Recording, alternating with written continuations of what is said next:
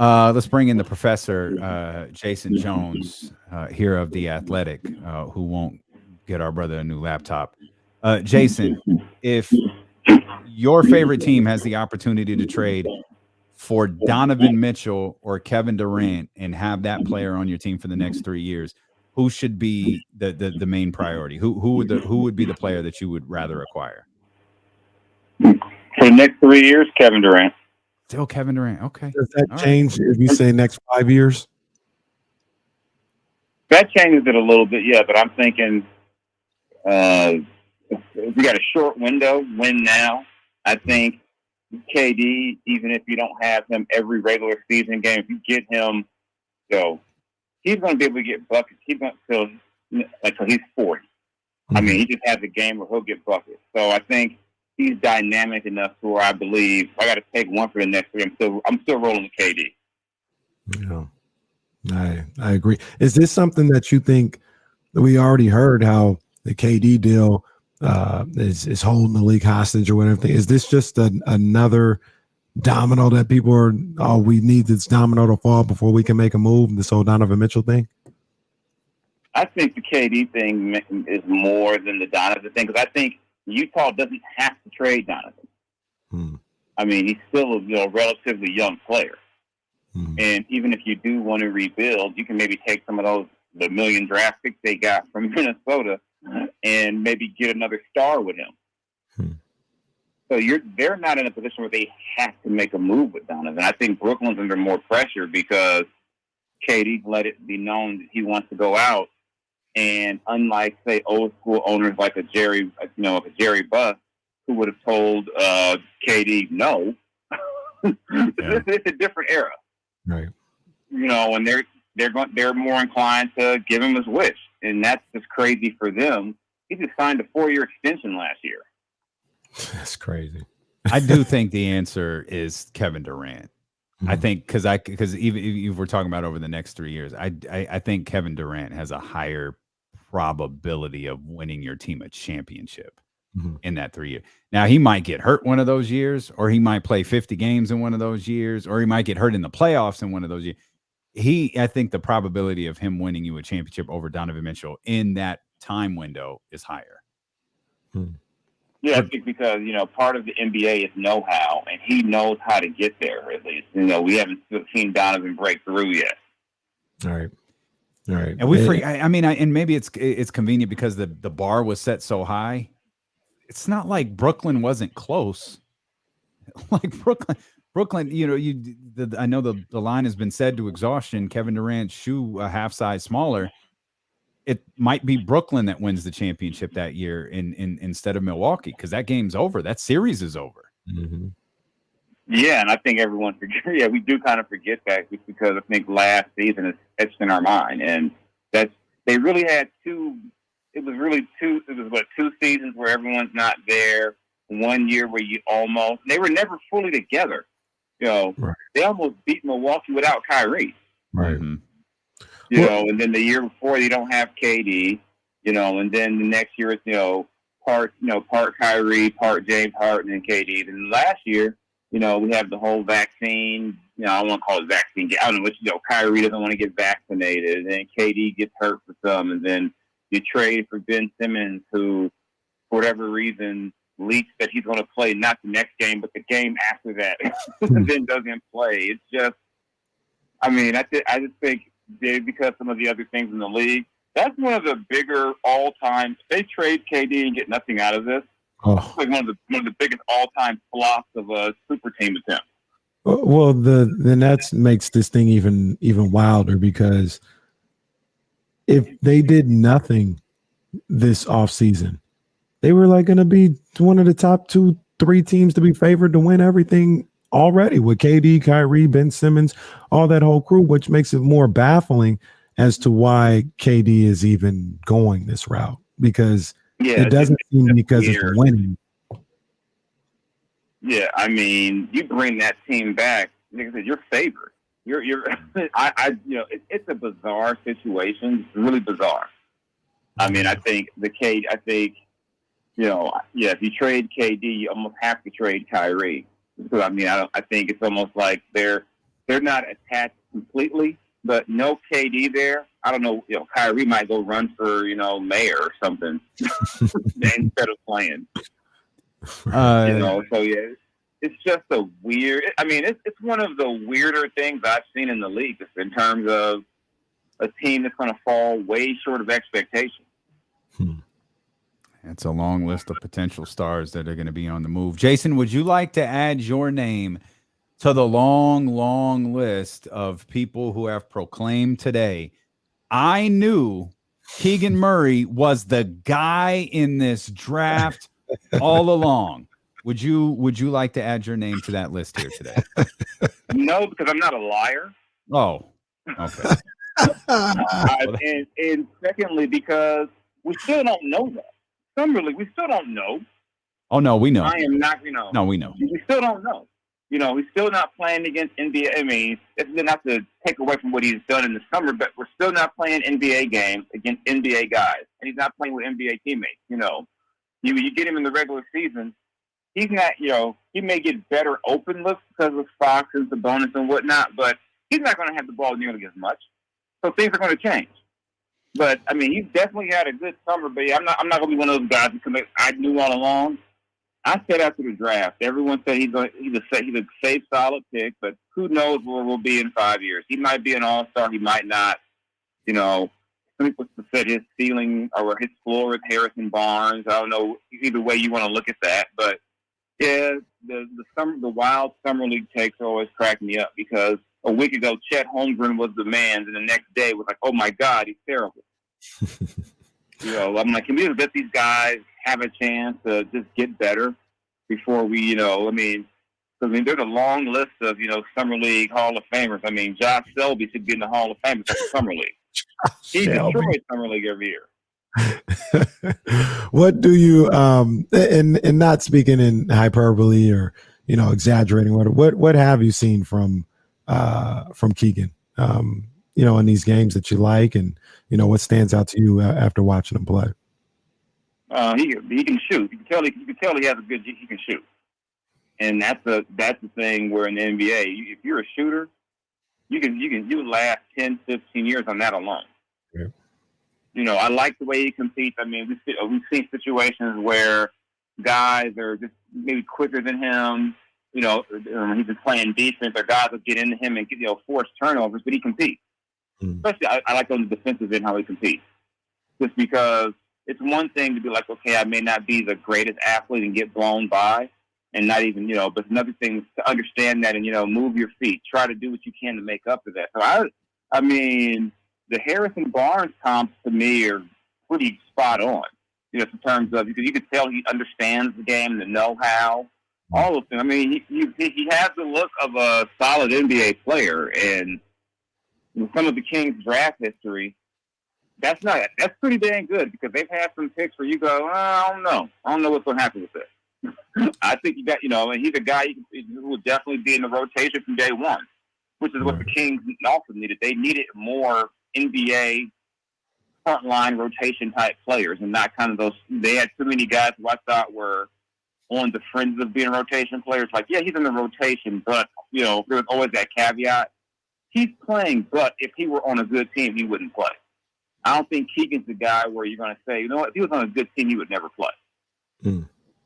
I don't think he's forced anything either on the offensive end, Jay. Like, I feel like he's kind of let the offense come to him a little bit. I think the last game they play Indiana was his out of the 5. I think that was his most aggressive game offensively. But even in the Orlando one, the game of the century, he kind of just like let the flow of the offense ride. And that's why I wonder if once, the summer league translates to the regular season, that maybe it won't be that difficult for him to get in the flow offensively, because it's not like he was commanding the ball here in summer league. Yeah, I think that's a valid point. That's why that's why I think he'll still be effective, because he won't have to be a run something for me all the time type guy.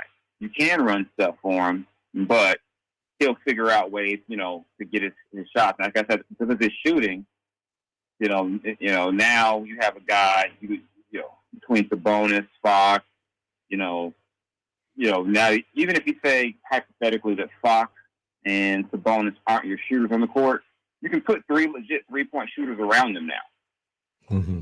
Yeah. Mm-hmm. And that's, Keegan's going to get open looks off of that alone. Because if you can put, Herter in one spot, and then you could put, whether it be Harrison or Malik Monk in a different spot. And if he's out there with them, with Sabonis, Fox, there's going to be plenty of good looks for him. So I think he'll be fine. I haven't put him in the Hall of Fame just yet. I'm close. Let's go. I need to see at least one more good quarter of summer league action, and I'm going to say, you know what, just retire that jersey now. He'll be the first player to start his career with his jersey retired. There you go. Well, you might not see that because it's about that time of summer league when when people start shutting it down. You might not see Keegan for one more quarter in this summer league. Yeah, I wouldn't have any problem with that. I mean, if you want to get a look at, some of your other guys, the two-way guys, there's nothing wrong with that. You saw they shut down Orlando shut down Paolo already. Mm-hmm. And then it seems like every year there's a guy or two gets hurt in summer league and gets shut down. And what he once told me, part of that is just that through the whole draft process, these guys might be working out, but they're not playing a lot. Right. And then the draft was 2-3 weeks ago? Wasn't that long ago. Mm-hmm. Now you're playing competitive games, but sometimes these guys are going to get hurt just because through the whole process, you're having workouts, and if you're a high level guy, like if you're Paolo, you worked out for 2 teams. Right. You weren't going to be doing it. You're not doing a ton of workout. So sometimes these guys you don't want to overload them right now just because they haven't had the chance to get back to playing competitively in some cases since March or April.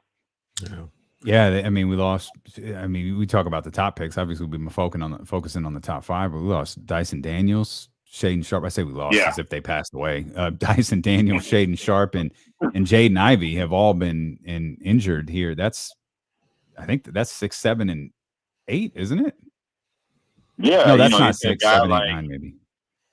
Yeah, and a guy like Sharp, he didn't even play college ball. Right. So it's like, he's still a mystery. Yeah. So some of this stuff is to be expected, but yeah, it was an interesting time to kind of, everyone. I like summer league in part because the Kings own summer league in the sense that they're going to have more of their players courtside than anybody. They're going to have hired, the whole front office, ticket sales, everyone courtside in Vegas. Former players. They're going to run Thomas back. Oh yeah, 50 Cent on board now too, so that's always a good look. You know what I mean? Zeke on his way.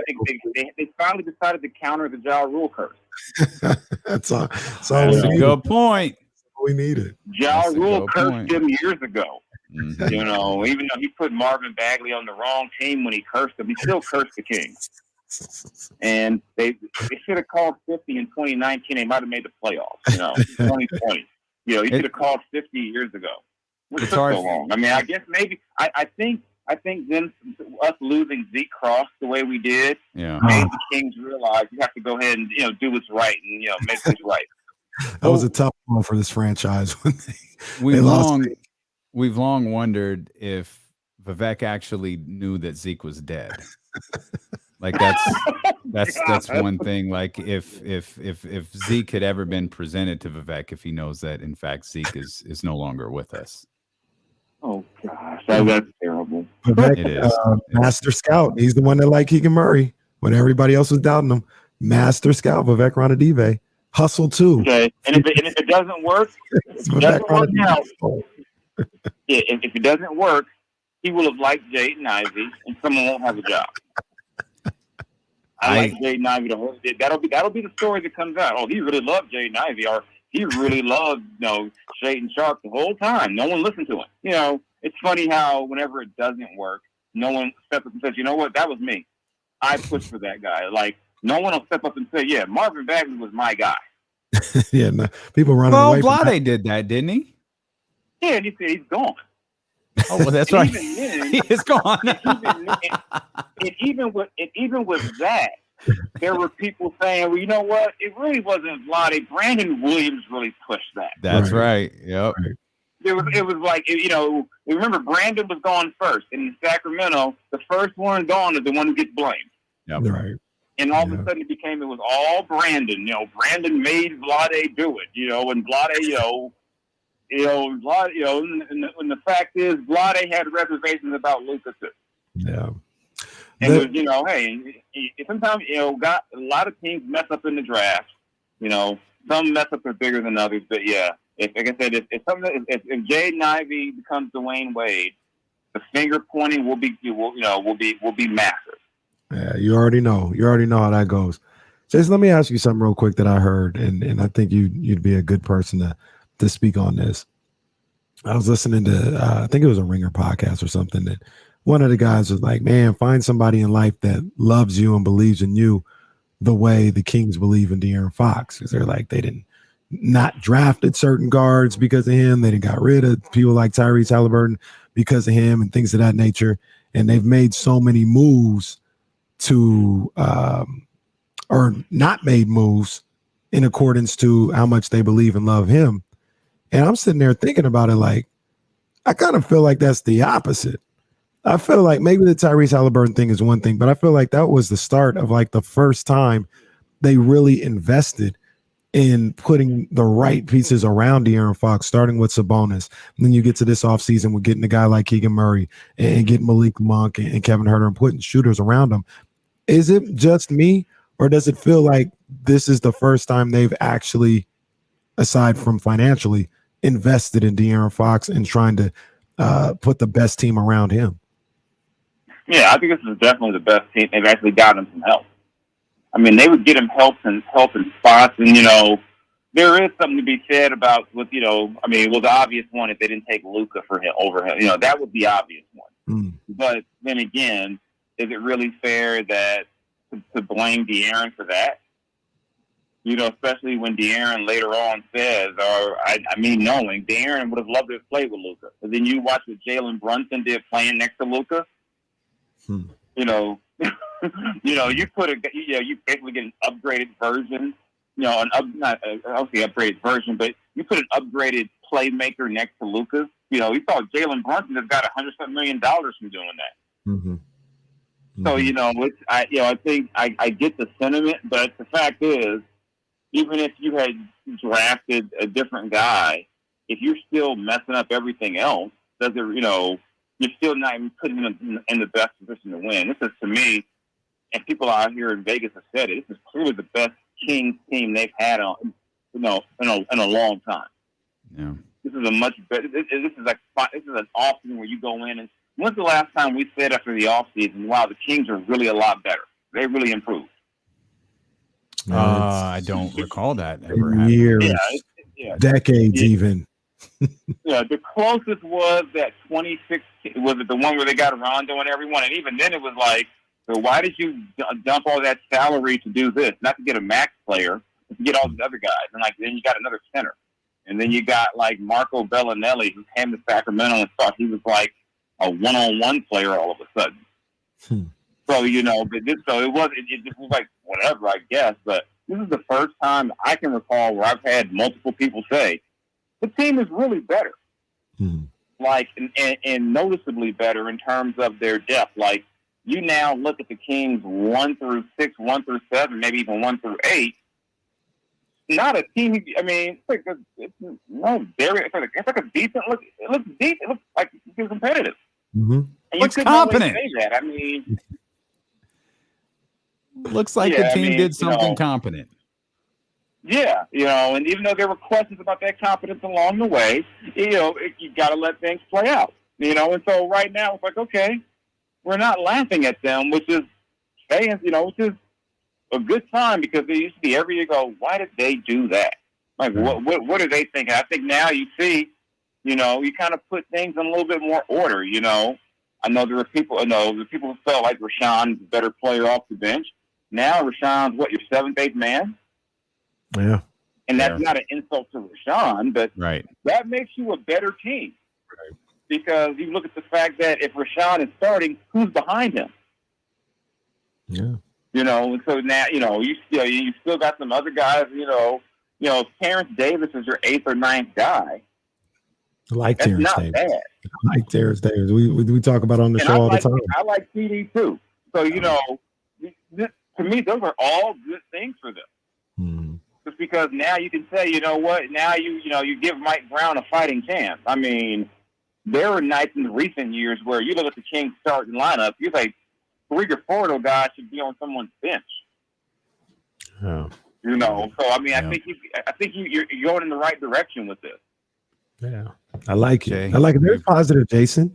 They say Jason's that's already 2 weeks in a row. Positive, Jason. It's 2 weeks in a row. I'm not the hater I'm portrayed to be. I think some of the people project their Laker hatred on me, and like they think I hate. I'm like, no. If you do things that make sense, I will say that. I mean, you can't do weird things and be, or I can't help but to point out the irony of certain situations, or if people keep calling De'Aaron the head of the snake, it's like, you got to get a new nickname for De'Aaron. I agree.